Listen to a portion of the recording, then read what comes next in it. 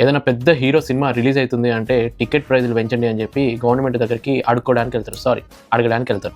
రీసెంట్గా జరిగిన తెలంగాణ గద్దర్ అవార్డ్స్ 2014 నుంచి అసలు అవార్డ్స్ అనేది స్టేట్ గవర్నమెంట్ నుంచి ఇవ్వడం మానేసిండు కొన్ని రీజన్స్ వల్ల. సపరేట్ స్టేట్స్ ఫామ్ అయ్యాయి.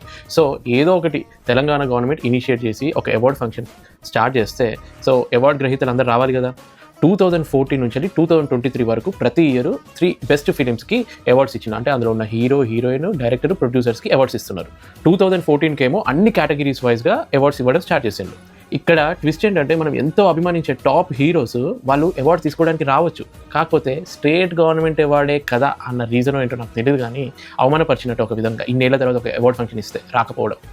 ఇదే హీరోలు పెద్ద పెద్ద అవార్డ్ ఫంక్షన్లు ఉంటాయి కదా, ఐఫా లాంటివి, వాటికైతే ఊపుకుంటూ వెళ్తారు. ఎవరెవరు రాలేదంటే శ్రీమంతుడికి, మహర్షికి అవార్డ్స్ వచ్చాయి, ఆయన మహేష్ బాబు రాలేదు. జనతా గ్యారేజ్కి RRRకి వచ్చింది, ఆయన జూనియర్ ఎన్టీఆర్ రాలేదు. బాహుబలికి అవార్డు వచ్చింది, ఆయన ప్రభాస్ రాలేదు.